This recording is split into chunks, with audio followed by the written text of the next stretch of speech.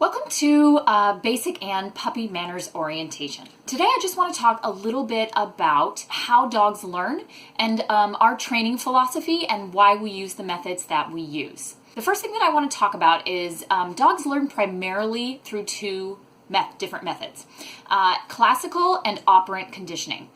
Classical conditioning is learning through associations. A good example of this for dogs is leashes. When you pick up the leash, your dog tends to become very excited because your dog has associated you picking up the leash with really fun things like going on a walk or going outside, going for a car ride. So classical conditioning is A predicts B. So that is learning through association. The second method is operant conditioning, which is learning by consequence. And so this is where your dog performs behavior, and your dog is more or less likely to do that behavior again based on what happens afterward. So for example, if your dog sits and you offer a treat, your dog is more likely to sit again. And this method is what we call positive reinforcement.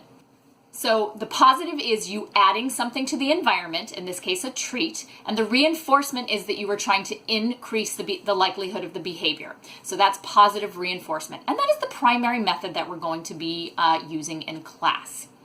What you will not see in class is using a use of what we call aversives. So aversives is putting something in the environment that the dog does not like, and this is called positive punishment.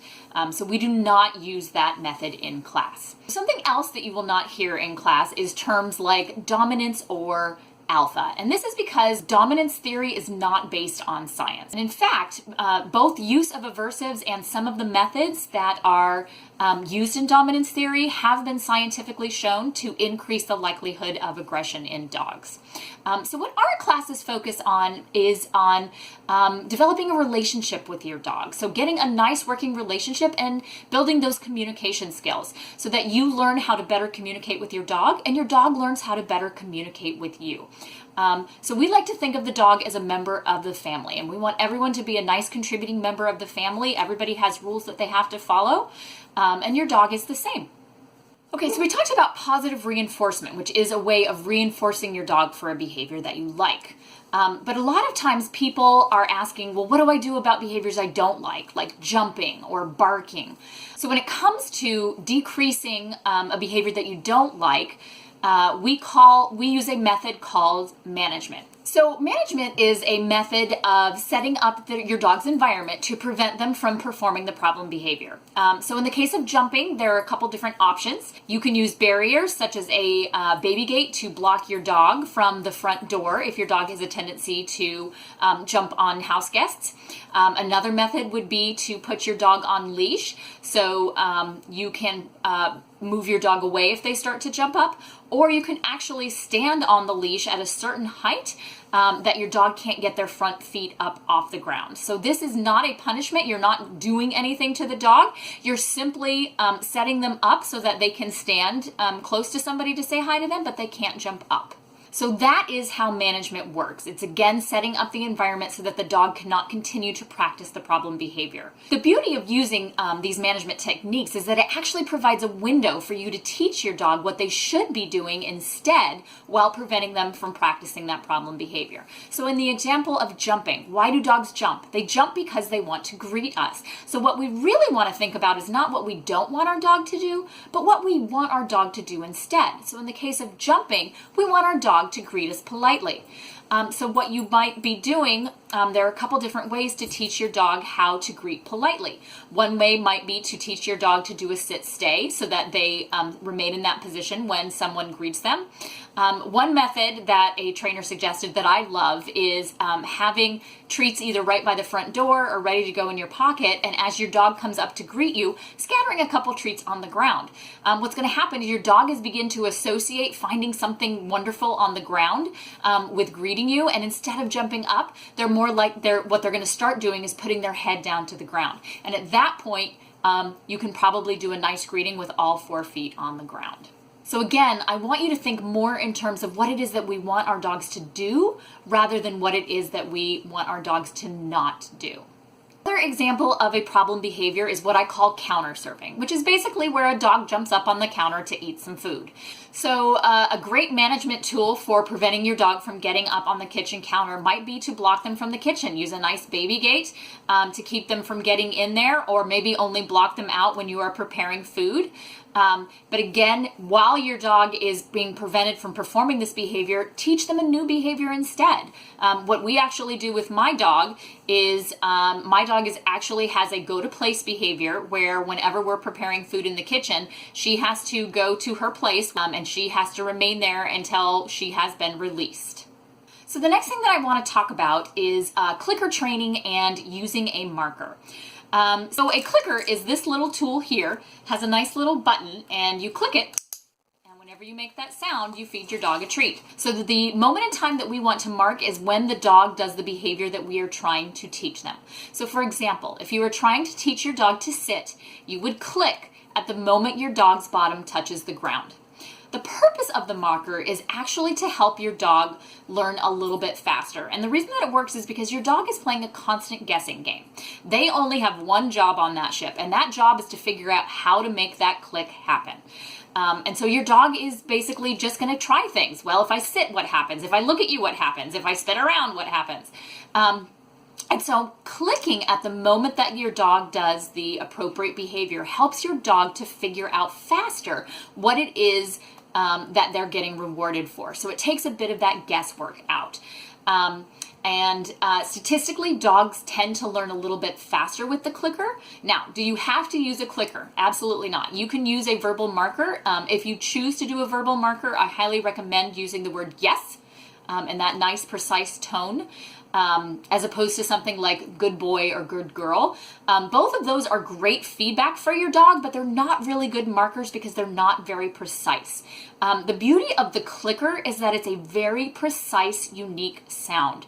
And when used correctly, it actually creates a very strong positive association for your dog, which is a great advantage for you as a trainer and handler. If you are going to be using the clicker, there is one very important rule, and that is every time you click, your dog gets a treat, even if you click by accident or at a moment that you did not mean to.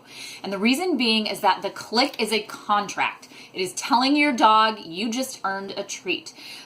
So this is actually classical conditioning. We need the clicker to predict a treat. So how do you introduce a marker signal to your dog? It's actually very simple.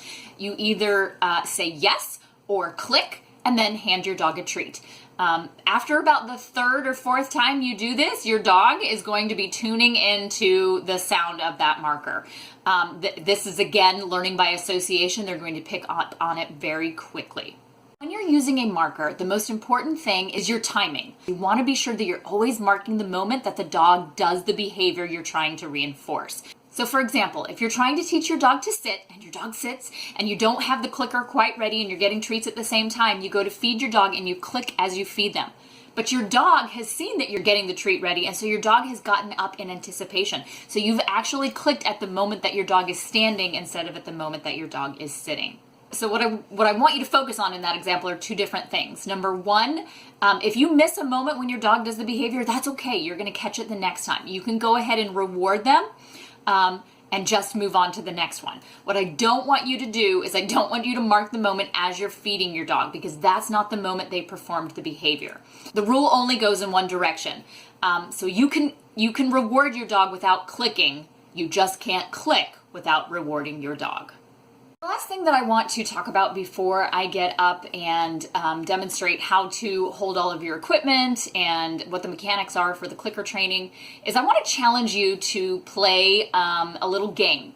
It's called the training game, and basically you need two people, and one of you is going to be the trainer and one of you is going to be the animal. And I want you to choose a very simple behavior that you are going to teach your animal. You're going to get your clicker and you're going to get a reward for your person. So if they like a particular candy or something like that, or you could just do pretend reward. But basically, you're going to think of that simple behavior, and every time your animal does something that's getting closer to that behavior, you're going to mark that moment and then you're going to offer them the reward. And I want you to try this both as the trainer and as the animal. And after you think that your animal has learned the behavior, I don't want you to tell them what it was. I want you to ask them what it was that they thought they were being taught, and see if what you were actually trying to teach them is what they learned. And then I also want you to think about, was it harder to be the animal or was it harder to be the trainer? And this is a fun game that we normally do in orientation when we're in person, and I think it just really helps to, I think it's a very eye-opening game for people to sort of do that role reversal, but it also just gives you a little bit of practice of what it's like to shape a behavior using clicker training. So the other thing that I want you to practice is just the mechanics of having everything. So I'm going to give you my PSA about holding a leash. I always hold the leash with my thumb in the loop, and then I wrap my hands around the leash. This makes it so that your dog can't pull out of your hand, but it also is a great way to be able to shorten the leash without wrapping it around your hand. So I see a lot of people who do this. This is very dangerous. If your dog would suddenly pull, this can get so tight that you can't get it off, and you can actually have nerve damage in your hand from doing that. So you never want to wrap the leash around your hand. With this, if you want to shorten the leash, you're just going to loop it again around your thumb, and then you're going to wrap your hands around the other loop as well. All right, so what I want you to do is I want you to get your leash in your hand. I want you to get your clicker, and you're going to have your leash just like I showed you. Clicker, thumb on the clicker. I do recommend having a treat pouch because it's just one less thing for you to have in your hands. It gives you hands-free. If not, have your treats right next to you ready to go or in your pocket. And I'm going to use my dog here for my little demo. All right, come here, Piper. And so what I want you to do is I want you to stand with your hands at your side, and I want you to practice the click and the treat delivery. So I'm going to click, and then I'm going to deliver a treat to my dog. Return my hands to my side. Click. Offer a treat to my dog. Return my hands to my side. Thank you very much for watching our orientation video, and we look forward to seeing you in class.